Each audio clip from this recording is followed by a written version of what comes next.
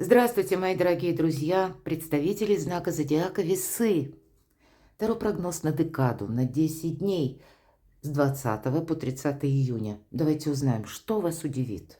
Вообще, в целом, чего ждать в эти 10 дней, узнаем с вами будущее. И, конечно, останемся реалистами, потому что любой прогноз или расклад не расскажет о личной истории каждого из вас. Но я искренне надеюсь, мы проведем приятное время. И у вас в преддверии июля, вторая половина июня готовит, знаете, какую-то добрую основу. У вас наступает удивительное время раскрытия ваших талантов, или когда интерес ваш меняется, интерес к жизни, любопытство, имеется к жизни, не к соседу, а когда приходит больше возможностей. Тут важно себя, ну, как и не останавливать от того, что вот как желание, ваша мечта, подумать, переложить это, конечно, на реальность, каким образом осуществить, но ни в коем случае не отказываться. И вот эти 10 дней для нас – прекрасное время баланса, это по вашей части, между разумом и сердцем. Мы учимся доверять подсказкам собственной души. Позвольте тишине говорить с вами. Выделите, может быть, каждый день как свободную зону от суеты, чтобы услышать тишину. Поговорить с собственной душой – это имеет огромное значение, потому что вы сами, вот как призваны, стать себе добрым другом, добрым помощником. Мы еще не знаем, что нас всех ждет, и внешние события как будут складываться, но не поставить себя на второй план, на второе место. Общеизвестный факт, что весы – это дипломатия, безусловно, но в данном случае вот эта дипломатия, она должна быть в первую очередь направлена в отношении вас самих. И если мы согласимся на какой-то такой, знаете, удобоваримый вариант, но при этом в глубине собственной души мы будем испытывать некоторую неудовлетворенность.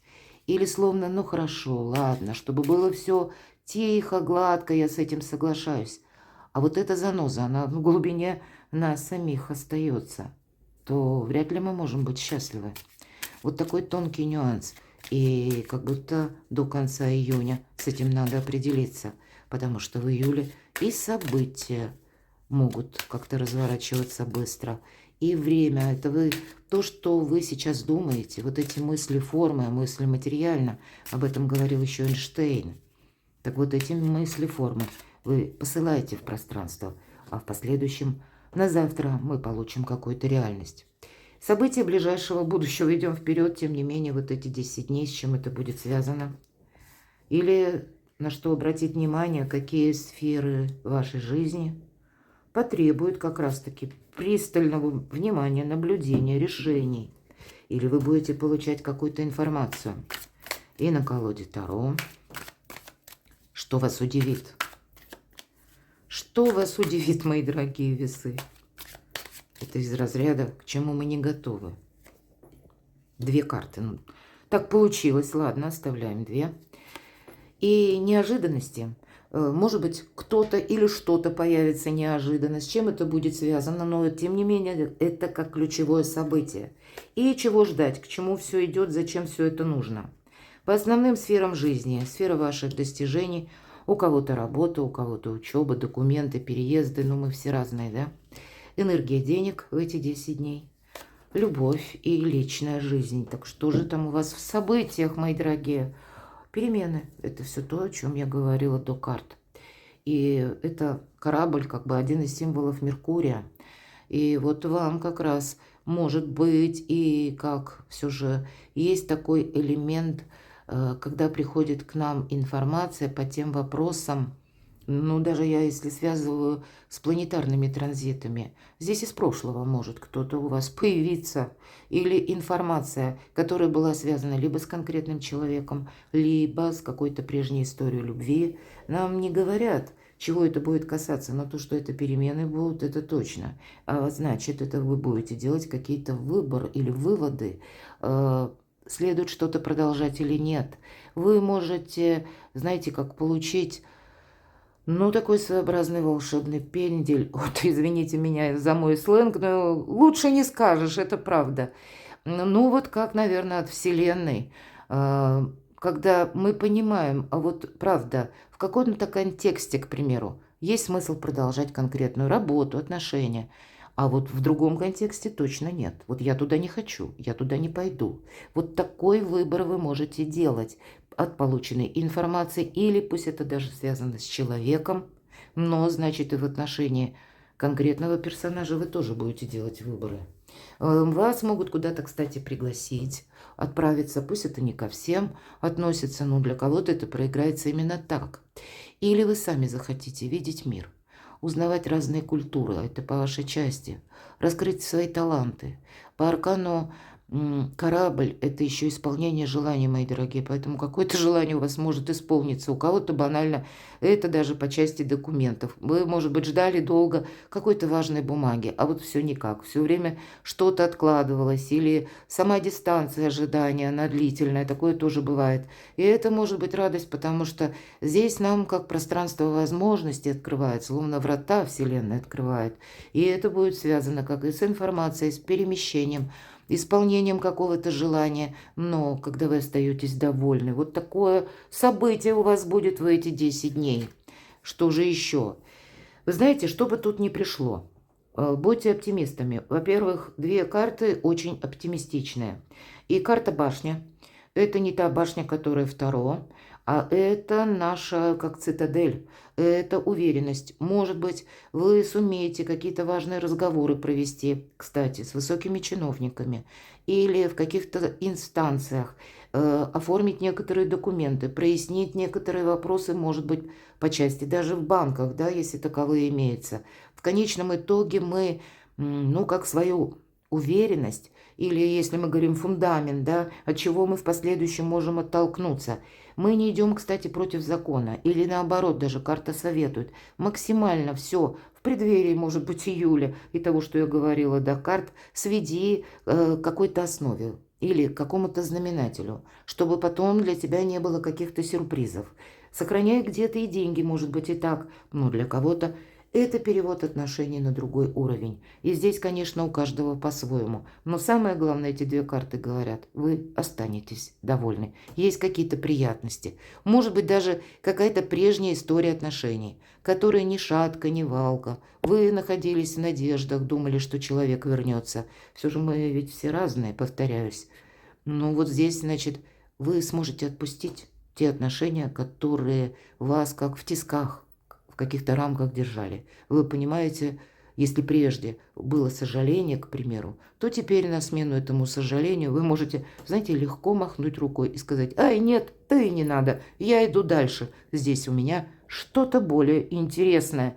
Вот это правда. Давайте посмотрим, что еще.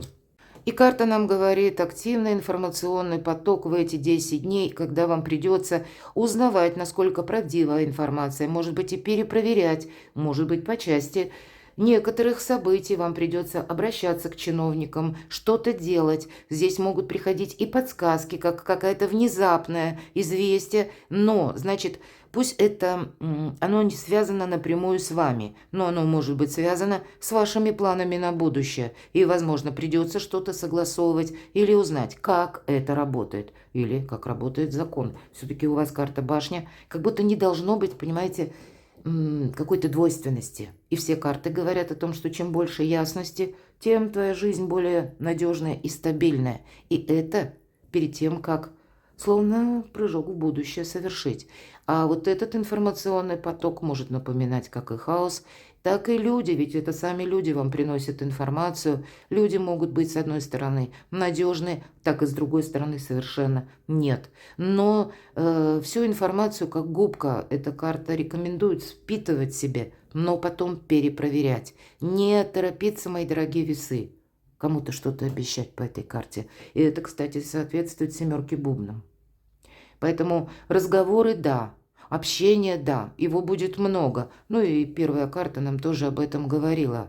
Но не все полезно, не все служит тому, что вы должны продолжить или с чем вы должны согласиться. Потому что есть еще то, что может быть связано с индивидуальным восприятием человека, психологическим восприятием человека. И вам могут подавать как ту же самую новость, как правду, как истину в последней инстанции. А если вы начнете копать поглубже, вы найдете, да вообще какая-то ерунда. Вот понимаете, здесь вот настолько может быть спорно. Именно как человек воспринимает. Мы все разные, кто-то более эмоциональный и начинает доказывать, как будто это прямо вот действительно на самом деле есть. Но человек тоже может быть во власти иллюзий или своих каких-то предубеждений. Короче, доверяй, но проверяй. Работа с информацией. Ну и что-то полезное. Это ведь информационный поток тоже, корабль, если мы говорим Меркурий. Он как раз за информацию отвечает. Вот что-то полезное все же будет. События ближайшего будущего. Может быть, это у кого-то и по части личной жизни. У нас сейчас год змеи, и змея она мудрая, она сначала наблюдает, анализирует, делает выводы и потом только действует. И вот как замыкает эта карта все то, что я сказала до нее. Время мудрых решений. Вполне вероятно, вы решитесь на какой-то план ваш собственный, и вам нужно будет красиво выйти из игры. Может быть. Может быть, вы узнаете тайну о каком-то человеке. Или разгадаете чей-то хитрый план. Все же карта змея часто звучит как предупреждение о том, что не замечтайся. Тебе могут транслировать одно, а думать совершенно другое. Или тебе могут что-то обещать, к примеру, участие в каком-то вопросе, а потом тут все пойдет совсем не так. Поэтому тут самим нужно где-то быть не просто мудростью запастись, а вот где-то еще и хитростью. И никто не знает, на мой взгляд, где заканчивается мудрость и начинается хитрость. Вот я иногда размышляла об этом. Вот вы тоже подумайте, очень все зыбко. Это где-то переход из одного состояния в другое, это тонкие вибрации, и вам ими нужно тоже овладеть в полной мере, может быть, как раз между ними и держать этот самый баланс, между мудростью и хитростью. И вроде как другого не остается, потому что перемены на пороге, и есть аркан змея. Знаете, тут кто-то может и позавидовать вам, к примеру, что у вас открываются вот эти самые новые перспективы. Или банально, вам предлагают должность, она освободилась, может быть так, может быть освободилась совершенно не случайно. Или вы с кем-то делитесь, и вам человек завидует. Да, он вам этого не скажет, но он затаился. Вот есть такой момент. Поэтому будьте внимательны, мои дорогие весы. Что же вас удивит? Вот карта отчаяния и жестокость так называется. Да, это у нас девятка мечей. Вообще в классической колоде Таро это карта инсомнии, бессонницы или внутренних страхов. Может быть, это всегда карта свидетельствует о том, что вы уже столкнулись с этой ситуацией, когда в отношении вас как-то некрасиво повел себя человек. Может быть, это у кого-то и по работе связано. Была какая-то грустная история в разной сфере жизни, когда вы понимаете, что, ну да, вот мне вот именно этот сюжет в моем прошлом оставил вот такой глубокий след, и я просто теперь боюсь, ведь эта карта все равно в конечном итоге внутренних страхов из-за проявленной кем-то, ну, может быть, как и предательством или кем-то жестокостью. Я такое могу допустить, меня смотрят люди из разных стран. Мы были в состоянии отчаяния, и точно мы туда не хотим попасть. И поэтому мы словно себя ограничиваем. Ведь девятка – это всегда состояние между прошлым и будущим. Но выйти из этого нам нужно, необходимо. И для начала карта говорит, тебе нужно просто открыть глаза. Какая-то прежняя ситуация у тебя не повторится. И вот как раз вторая карта – земная власть. Вы видите, что происходит в реальной жизни именно теперь. И вот эти 4 пентакля, они в ваших руках. Это какой-то опыт вам позволяет не совершить еще раз ошибку. И я говорила, вот 30 минут услышать тишину. Может быть, и есть у каждого своя болевая точка, вам ее нужно как проработать. Причем мы не можем себя заставить не думать о чем-то, но уговорить себя перевести какой-то минусовый опыт, именно оставив как в прошлом, или перевести эмоции просто в ситуацию. Тут именно себя нужно уговорить, открыть глаза, потому что реальность, она совсем другая. И то, что вы увидите, для вас откроет совершенно иные перспективы. По 4 пентаклей мы стабилизируем какую-то минусовую ситуацию. Или когда мы видим выход из создавшегося положения. И, кстати, с учетом прежнего опыта мы не рискуем, мы очень осторожны. Здесь буквально, что вас удивит. Может быть, как и новость, да, вот все то, что я говорила, или какая-то информация. А подсказки вашего 6-го чувства вам скажут: стоп, сначала продумай, просчитай, а нужно ли тебе в этом участвовать. И вы удивитесь, что вы кому-то можете отказать. Все-таки 4 пентаклей, карта жадины, будем говорить. Поэтому она может свидетельствовать и о том, что тебе время сейчас о себе подумать. Хотя я могу предположить, что кто-то к вам обратится за деньгами. Вот банально даже. И вы удивитесь, как вы легко откажетесь. Помните, что для вас какое-то сейчас доброе время наступает. Мы можем ведь проблагодушествовать, это правда. Или соскользнуть, как и раньше, что-то сделать. Может быть, вы кому-то помогали. Или вот эта дипломатия, она была направлена в отношении кого-то. Сгладить острые углы. А вот теперь не нужно бояться какой-то конфронтации. Нужно научиться просто эмоционально не реагировать на это. Здесь есть что-то более важное для вас самих, нежели включиться в какой-то вопрос и повторить прежнюю ошибку. Может быть, это как пространство дает такой своеобразный экзамен на прочность. Так в нашей жизни бывает. И от того, как мы сдаем этот экзамен, нам тогда уже не будут повторяться подобные ситуации. Что же в неожиданностях? Правда, иногда и экзамен проходит тоже карта Иерофант. Здесь, как судьбоносные какие-то моменты неожиданности, с чем бы мы тут ни столкнулись, принимайте мудро. Не случайно аркан змея. Здесь вы можете узнать больше правды о каком-то конкретном человеке. Здесь и человек может проявиться, да, из прошлого я говорю, и вам тоже что-то предлагать, и вас это где-то удивит. Или какой-то разговор с подобным человеком вас тоже может удивить, именно по ситуации из прошлого. И вам захочется себя сберечь.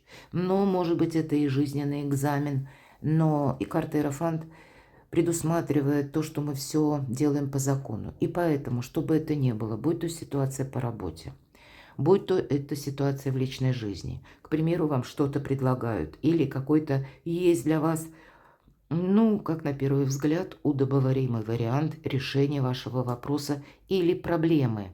И вроде бы заманчиво звучит, да?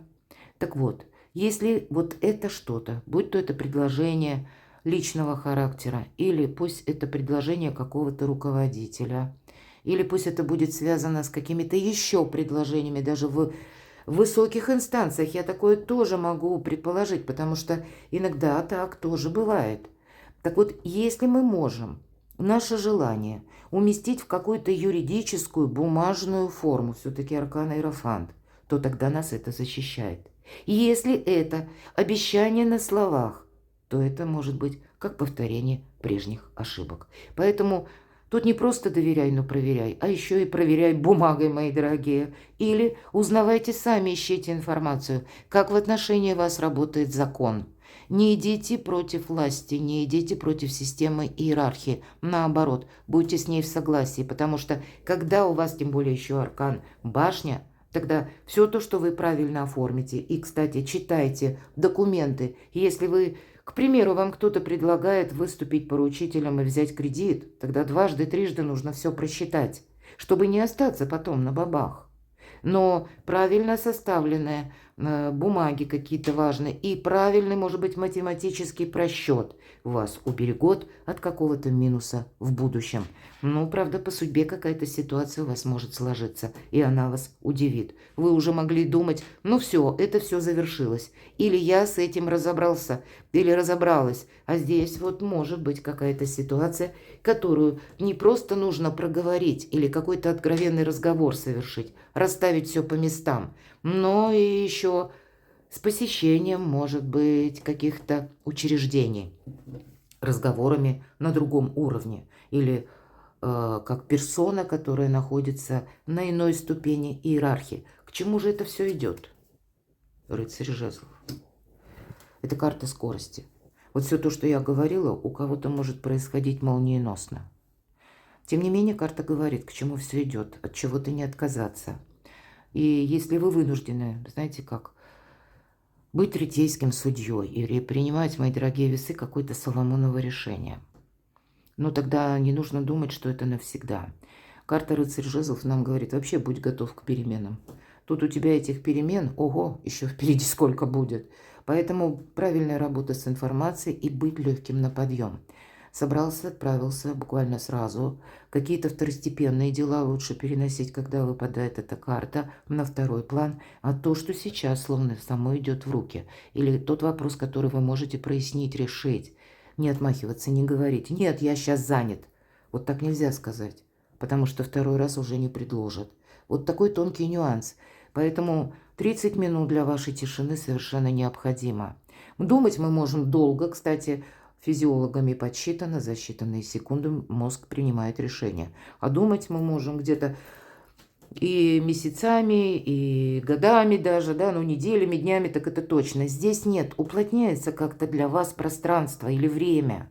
Поэтому, как и неожиданности, к чему все идет, поэтому будь готов к неожиданностям. Поэтому где-то и процент доверия вы должны сами для себя тоже продумать. Не думать, что, допустим, мы сейчас все оформим, да, вот, допустим, какой-то вопрос, неважно в какой сфере жизни, и все, на этом уже как стабилизировалась та или иная ситуация, обстановка, а нет, а все равно будут какие-то перемены. И это может быть даже, когда жизнь у человека меняется. Он не задумал какой-то хитрый план, хотя кто-то может и задумать, но обстоятельства его жизни его заставляют изменяться. И это может каким-то косвенным образом влиять и на вас тоже. Поэтому, может быть, и вот эта готовность к каким-то таким нюансам, которые невозможно просчитать. И тем не менее, в этом для вас кроются возможности. Ну вот как-то так. Давайте ваши достижения.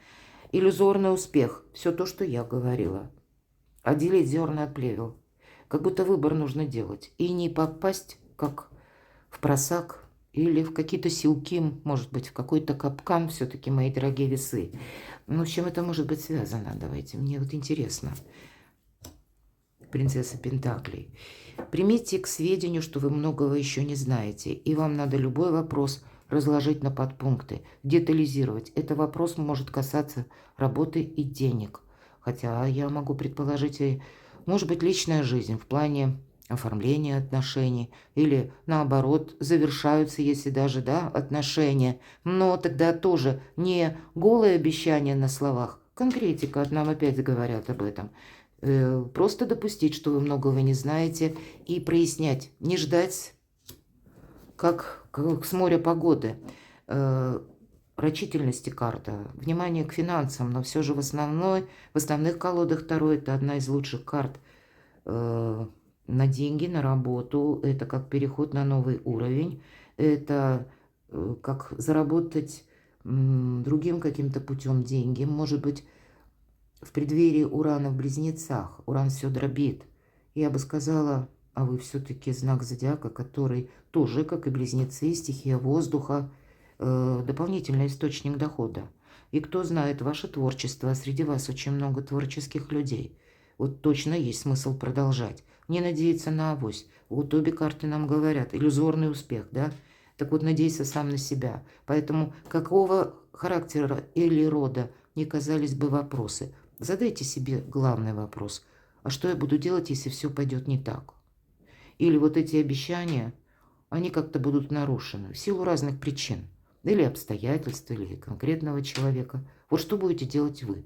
И вот по части, если это связано именно с вашей работой или откуда к вам приходят деньги, вот раздробить, да, как будто из нескольких источников, то тогда это было бы для вас прогрессом. Подумайте. Энергия денег в эти 10 дней. 13-й старший аркан, карта трансформации. Вот все то, что я сейчас сказала по Урану, буквально 2 слова. Я планирую на втором канале Таро Инспирационе сделать прогноз именно по Урану. И на сайте опубликую в последующем статью. Думаю, это будет интересно, потому что это период 7 лет. И это будет очень много перемен.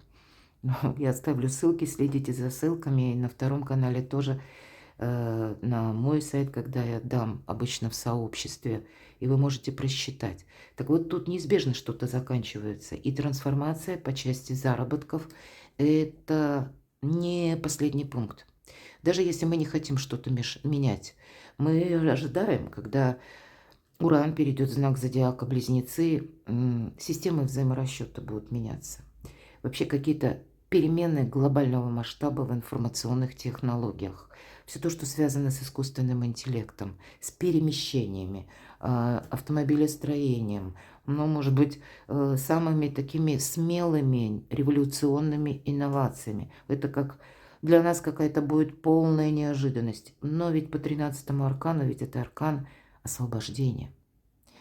Поэтому освобождение от каких-то пут, от каких-то преград, может быть, и от иллюзий. Задача такова, это старший аркан, не совсем на 10 дней. Старшие арканы как минимум проигрываются недели 3, а то и больше.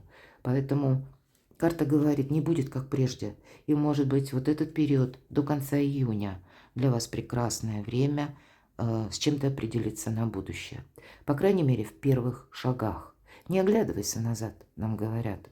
Ты сейчас как будто не избежишь какой-то трансформации. Но подстелить себе соломки вполне так себе можешь. Но быть честным самим собой и рассчитывать на самого себя. Что-то завершается. Может быть, и завершаются у кого-то трудовые отношения, у кого-то отношения с человеком, да, как новые системы дохода или новые системы взаиморасчета. И, скорее всего, мы ведь учимся по аркану Император. Приготовьтесь, мои дорогие весы, что вы будете учиться. Может быть, это как финансовая грамотность, а может быть, для кого-то прохождение курсов, потому что вы как раз вторичный ищете доход. И все то, что вы положите в копилку собственных знаний, в последующем вы сумеете получить эти деньги. Ведь иерофант иногда и о деньгах. Это потому что иерофант, да, тут соединение возвышенного и земного. Иерофант нищий не бывает. Начнем с этого. Это не есть какие-то блага земные до бесконечности. Пусть это где-то в самом необходимом, но это самое главное, это стабильность. А нам говорят, вот тут вот именно со стабильности что-то должно начинаться. 4, мои дорогие. Да, видимо, для вас это то время, когда вы делаете правильные выводы и следом следует выбор. Поэтому тут иллюзий не должны быть. Что-то завершается. Не пытайтесь что-то затянуть. Тут не получится. Тут по 13-му аркану все равно какое-то завершение будет. Королева кубков – приятные эмоции, мои дорогие. Эмоции, радость. А для кого-то иногда эта карта проигрывается как ожидание. Поэтому вот то самое ожидание, стоит ли что-то ждать. Или того ждать, кто не откликается. Или тот, кто вас словно держит в заперти ваших отношений. Сегодня делая шаг вперед, а завтра уводя отношения в паузу, например. Или делая шаг назад. Тот, который говорит а после этого тоже какая-то неопределенность следует. То есть в плане ожидания, а нужно ли ждать? Вот есть такой вопрос. Пусть у кого-то это будет касаться даже темы вашего вдохновения. Все-таки иногда по вдохновению королева кубков как раз про вдохновение и говорит, и про интуицию тоже. Вдохновение и интуиция – это взаимосвязанные понятия. Откуда к нам приходит это вдохновение? Вот где-то интуиция дает подсказки. Поэтому для кого-то вот эти 10 минут как правильная подсказка, каким образом поступить, мои дорогие, чтобы завершить какое-то ожидание или прежнюю какую-то историю. Но и для кого-то из вас счастливое продолжение ваших взаимоотношений или какие-то добрые вести в вашей паре, в вашей семье, может быть, от ваших родственников. Возможно, вы куда-то засобираетесь именно кому-то из родственников, я такое могу предположить. Но повод для радости точно есть. Не упустите это время волшебное, мои дорогие весы. Буду благодарна вашим комментариям. Спасибо, что вы смотрите мои видео. Подписывайтесь на мой канал. Мне будет очень приятно. И будьте счастливы, будьте любимы всегда.